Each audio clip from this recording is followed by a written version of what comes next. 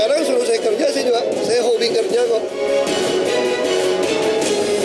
Mau saya cuti juga, ya oke cuti.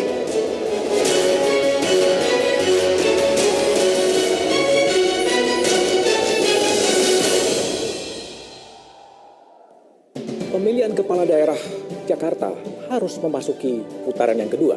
KPU telah menetapkan pasangan calon nomor 2, Basuki Cahayapurnama, Jarod Saiful Hidayat, akan kembali bertemu dengan pasangan calon nomor urut 3, Anies Baswedan Sandiaga Uno pada Pilkada 19 April. Malam ini saya akan berbincang dengan pasangan calon nomor urut 2, Basuki Cahayapurnama, dalam episode Jurus Ahok di putaran kedua. Dan Senin depan saya akan mengundang pasangan calon nomor 3 untuk acara yang sama. Inilah Satu Meja, episode Jurus Ahok di putaran kedua.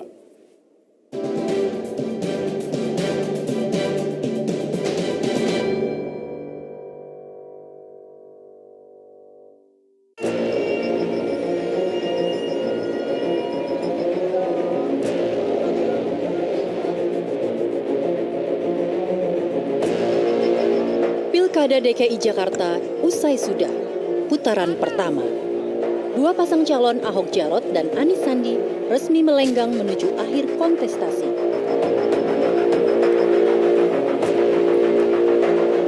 Namun, ada yang tak biasa di Pilkada DKI Jakarta kali ini.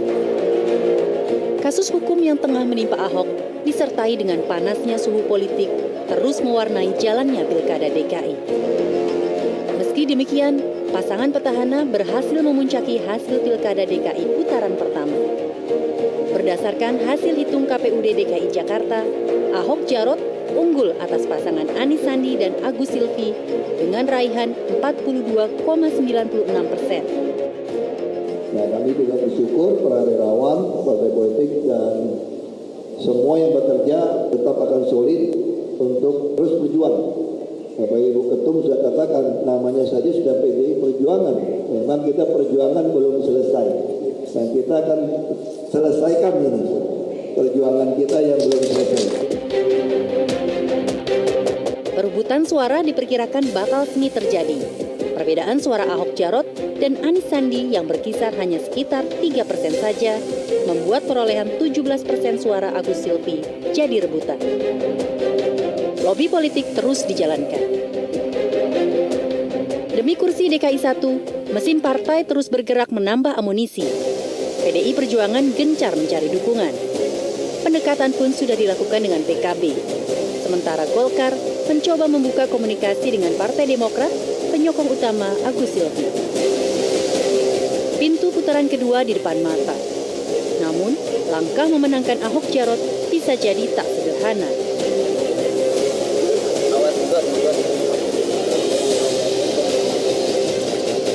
Munculnya banjir di ibu kota kian jadi sorotan publik. Komunikasi yang buruk dengan legislatif pun kembali terjadi. Akhir Februari lalu, sejumlah politisi di DPRD melancarkan aksi boikot rapat dengan Gubernur Basuki Cahayapurnama. Polemik status Ahok sebagai terdakwa jadi alasannya. Belum lagi soal kasus hukum Ahok di pengadilan yang bisa menghambat jalannya menuju kemenangan. Lalu, strategi apa yang disiapkan Ahok Jarot agar tidak tumbang dalam pemilihan? Akankah perebutan kekuatan partai politik berimbas pada kemenangan?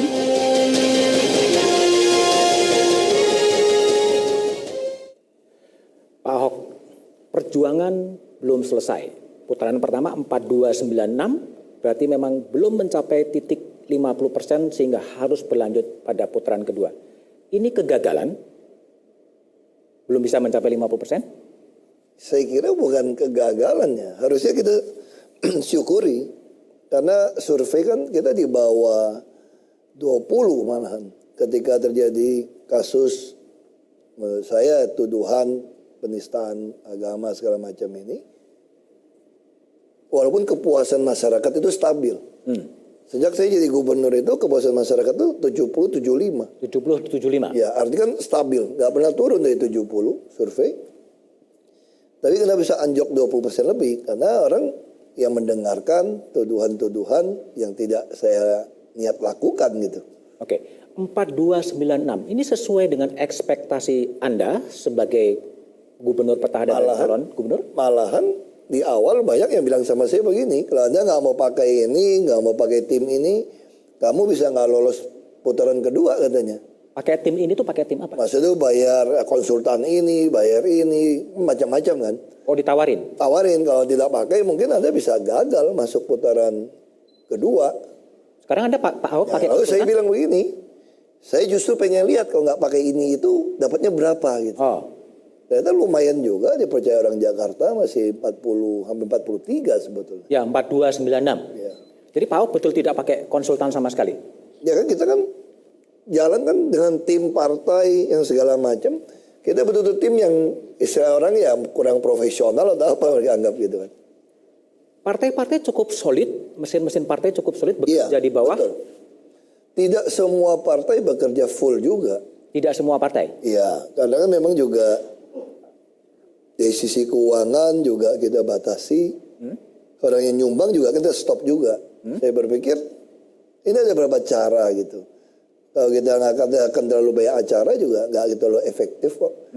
Saya kira masalah utama di pilkada ini adalah bukan soal program. Semua orang tahu hasil kerja kita, semua orang puas. Yang jadi masalah itu kan orang tiba-tiba menganggap saya ini dianggap musuhnya Islam, musuhnya ulama. Kan itu yang dilempar ke lapangan kan. Nah, kalau kembali soal mesin partai, kenapa mesin partai itu tidak bergerak cukup optimal sebetulnya? Banyak partai bergerak, tapi kan masing-masing kan beda. Masing-masing beda. Individu. Ada partai yang penuh juga bergerak. Tapi kalau Pak Ahok menilai sendiri ya, tingkat partisipasi politik hampir 77% cukup tinggi itu dalam sejarah Jakarta. Kalau tidak ada dibatasi orang milih, saya kira bisa nyentuh 80% partisipasi pemilih. Tidak dibatasi itu sebuah policy. Bukan, artinya itu kan ada oknum KPPS yang katanya dia nggak mengerti aturan. Sampai jam 1 tidak boleh pilih. Itu kan membatasi hak pilih orang sebetulnya. Walaupun saya baca berita katanya dia dipecat juga akhirnya gitu loh. Kalau catatan dari tim Ahok sendiri soal kualitas dari pilkada putaran pertama gimana? Bagi kami ya KPU tidak profesional ya laporan dari tim SES. Tidak profesional? Iya, karena selain C6, saya kebetulan lama di Komisi 2. Saya juga pernah pilkada di Belitung Timur, pernah ikut di Babel. Jadi pola lama diulang lagi. Jadi sebetulnya kalau Anda sudah terdaftar di DPT, ya kasih saja C6-nya.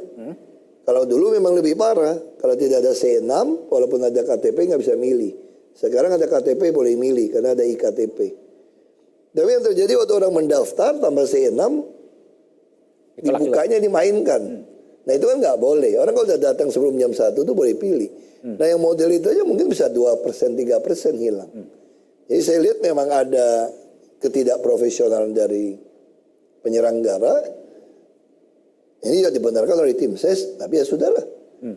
Kita sih syukuri saja. Syukuri ya. Ya. Tapi sebagai petahana sebetulnya kan diuntungkan ya untuk membackup, quote unquote mengarahkan penyelenggara pemilu untuk sedikit berpihak pada petahana. Tapi justru Anda juga mengeluhkan profesionalitas dari KPU. Kalau kami dari dulu kan memang nggak pernah mengarahkan yang enggak. Kita selalu inginnya yang fair, yang adil.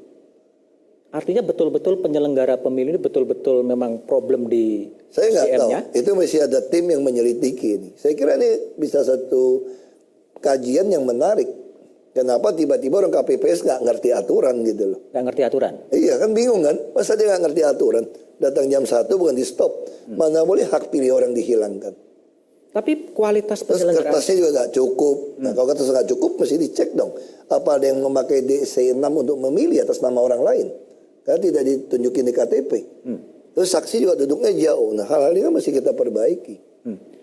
Keluhan terhadap penyelenggaraan pemilu datang juga dari pasangan Pak Ahok, tapi juga ada pasangan dari Pak Anies sebetulnya. Yang itu kita nggak tahu. Makanya sebenarnya lebih baik dibuka saja kasus ini kenapa terjadi. Mereka cuma mengatakan KPPS nggak ngerti, nggak profesional. Ya kalau nggak profesional berarti KPU nggak profesional. Apakah betul Pak Yaakob yakin bahwa ini hanyalah Pak Ahok yakin bahwa betul-betul karena ketidakprofesionalan dari penyelenggara pemilu tingkat Itu bawah? tim ses mereka udah laporkan kejadiannya ke Panwaslu, mereka udah laporkan. Kita lihat aja hasilnya seperti apa. Agak ironi ya, partisipasi politiknya begitu tinggi, tapi kualitas catatan-catatan terhadap penyelenggaraan pilkadanya begitu banyak sekali ternyata. Tapi artinya kan satu hal itu udah membuktikan adanya intimidasi di lapangan atau apapun itu tidak berhasil menakut-nakuti orang untuk memberikan hak suara. Dulu kan seolah-olah kan akan turun kan. Ternyata orang nggak takut. Saya kira setelah pasca reformasi sekian belas tahun, 19 tahun ini situasi berubah. Berubah ya. Nyali orang udah berubah. Orang udah merasa ini tanah air dia kok, sama-sama punya hak atas negara ini. Nggak ada lagi cerita nggak bisa intimidasi. Tapi laporan-laporan yang masuk ke tim sukses Pak Ahok memang ada juga yang merasa diintimidasi? Ya banyak yang nggak ada laporan, beberapa ya sama kayak sekarang kan. Misalnya dituliskan yang pilih penista agama nggak disolatin. Itu kan intimidasi terang-terangan. Tapi katanya itu hoaks sebetulnya. Bukan hoax, itu temukan semua di lapangan. Mau dibuka, mau ribut kok. Siapa yang mengerjakan itu semua? Ya saya nggak tahu dari pihak mana. Oke. Bagaimana strategi Ahok menjelang putaran kedua? Nantikan satu meja setelah jeda berikut ini.